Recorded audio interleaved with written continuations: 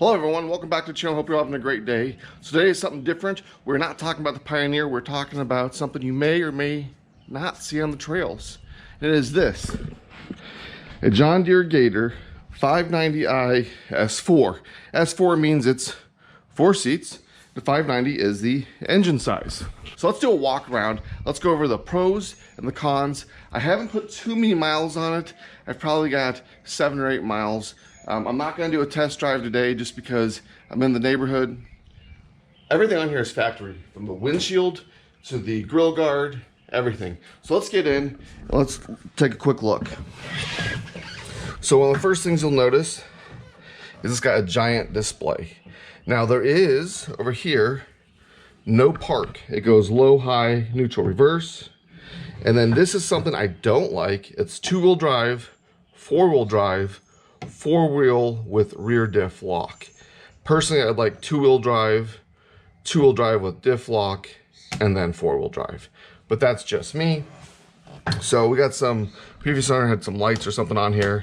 We're gonna rip those out and put some nice rocker switches in. But to start it up, put your foot on the brake. And there's your cold start.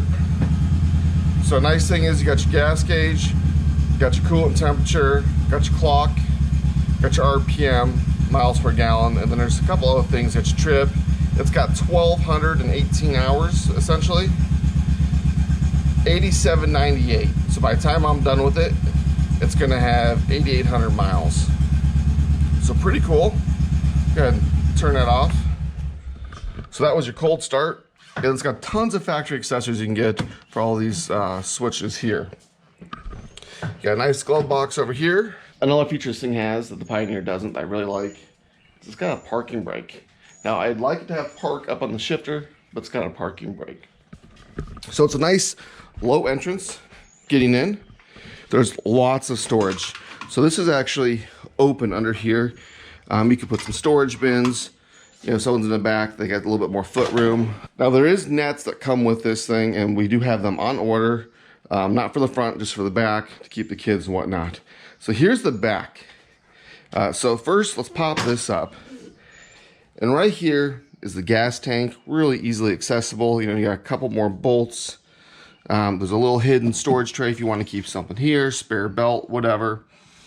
And then down here, I don't know if you can see that battery, but that is a massive battery compared to the Pioneer. And you got your fuse block. Under here, they got a new one of these on order. You got your oil fill, and you got your spark plugs. Look at how easy it is to get to those spark plugs. Just all you gotta do is tip up the back seat. So other than lots of room in the back seat, there's another cool feature that this thing does, and it kind of reminds me of the Kawasaki Mule. You come right down here, the latch, flip that latch. There's no latch there. So now you have a nice flatbed. If you need to get in here, you can put some hay, boxes, crates, whatever you need, and you still have this giant dump bed here. To get the air clearance thing, you flip this down, and there it is.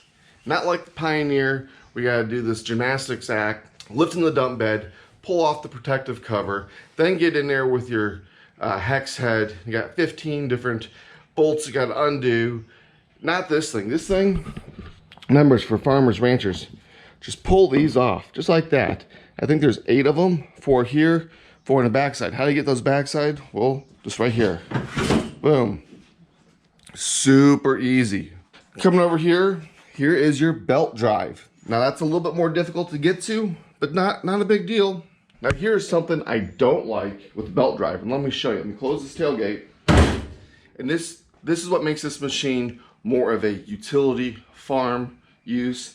You know, you could easily take this thing trail riding, but you're definitely not going to take it mud and whatnot, because you come down here to the back, right above the exhaust, right there, there's your belt. So here's the roller for the belt, and that's the clutch, and that's for the belt. And this right here, you can fill that thing so easily with water, you're only a couple feet off the ground. So when you come around front, there's even more storage. Now you got storage underneath the front seats. You can put some containers there, whatever you need to have some, you know, your tool bag, whatever. That's kind of out of the way, out of sight, out of mind. There's also that little itty bitty storage tray underneath the rear seat. Not a lot in there, but there's still storage. Then you got the bed. But you come up front, and you pull this pin on both sides.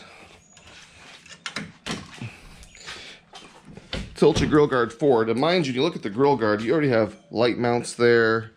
And you got some, you can put some lights here if you want to put a light bar across. Undo these latches on the other side. And look at that. More storage. And it's even a waterproof storage. Now, we got the plug on order. There's a plug down there for drainage if you do get water in there. But that's a nice size storage to keep straps, whatever else you need in there. And look at the easy access to this thing. You got your radiator, overflow. There's just a lot of room. Easy to work on here. Now, as you can see, all this wiring here, I hate these things. This is all gonna go. I haven't even started, but we're gonna rip all that out. And I'm gonna wire it appropriately, or how I feel appropriately.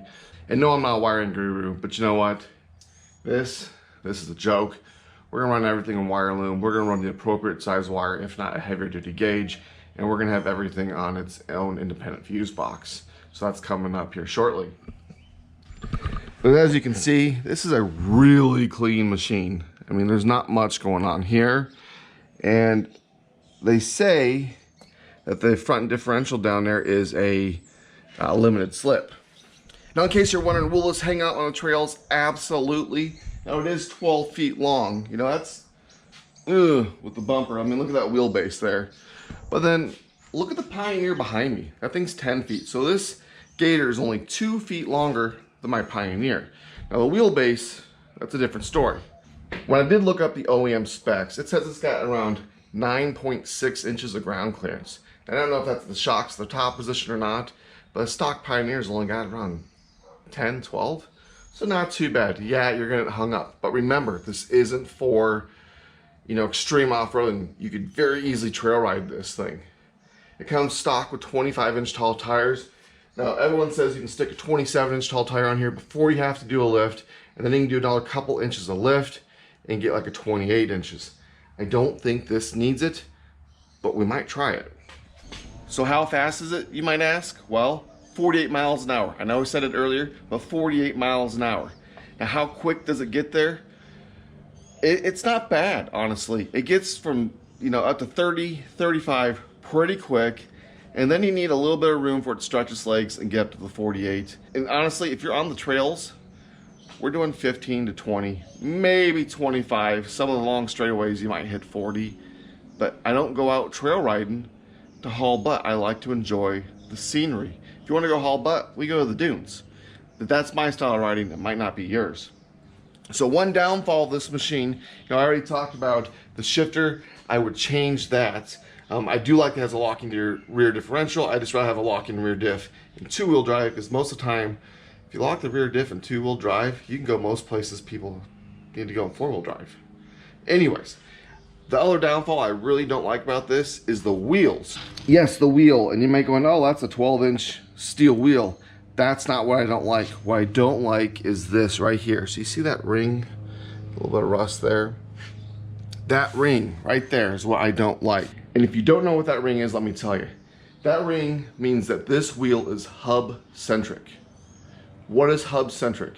Well, hub-centric means that the weight of the machine is actually supported by this ring in the wheel. And if you notice, these lug nuts are really tiny. These lug nuts just clamp the wheel to the spindle. And then this ring here is supporting the weight. So let me show you the difference. If I come over here to my paddles right here, now these are off a stock Can-Am. See how it's got the cone shape there? These rims here are lug centric. So what does that mean? So a hub centric means that hub centers the wheel and holds the weight. Lug centric, like these rims and most of the new machines out there, means the lugs center the wheel on your spindle. That's really the only thing it means. A lot of cars are that way too. So you got that cone shape on your lug nut, and you hand tighten them before you torque it down. That's what's going to center the wheel. On this thing, you have a giant ring. Now, there are spacers out there that I could put a spacer on there, that's hub centric and convert it to lug centric, but honestly, it's just not worth the money. I don't want to put a ton of money into this thing, even though it's not my money I'm spending, for rims and tires. These ones are just fine. Maybe I'll find some takeoff John Deere Gator tires, the higher end aluminum ones. All right, I briefly talked about some of the things I would change and I didn't like in this machine. And let me tell you what, the pros outweigh the cons. You know, the shifter, not a big deal. I just prefer it in a different order. I'd rather have the 2-wheel drive with a locked rear differential before I went to 4-wheel drive. Even if the front doesn't have a locking differential, that's just my preference. The tail lights, I like to have a couple more lower tail lights. Again, not a big deal. The wheels, I don't care for the wheels. And it's not that they're steel rims, I don't mind that. It's that they're hub centric. I prefer a lug centric. And the last thing that I don't like about this machine, and again, it's not a big deal, I can always add it, is there's no power steering. You heard me, no power steering. So it's not a big deal when you're driving around, there's no issues there. But when you're in here and you know you're not going anywhere, the engine's running, it's like turning. You just gotta put a little bit more effort into it. Now I can do it one-handed, not a big deal.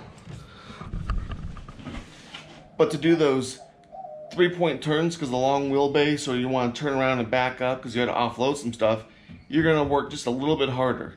Now you can add an aftermarket power steering kit. I think Super ATV makes one, but I don't know if it's really worth the money because it's not that hard to turn. So the pros definitely outweigh the cons. Maybe the cons are just me. A lot of people don't care about having the upgraded rims. I can buy the upgraded John Deere rims, or I can just keep these ones. But I can put a larger tire on a 12-inch rim. A lot of people don't care about the taillight or the shift gate. Probably the biggest issue with this whole machine is the power steering, and that can be remedied. There you go. There's a quick walk around of the John Deere 590i S4. Remember, the S4 means 4-seater. You can still get this things in a 2-seater.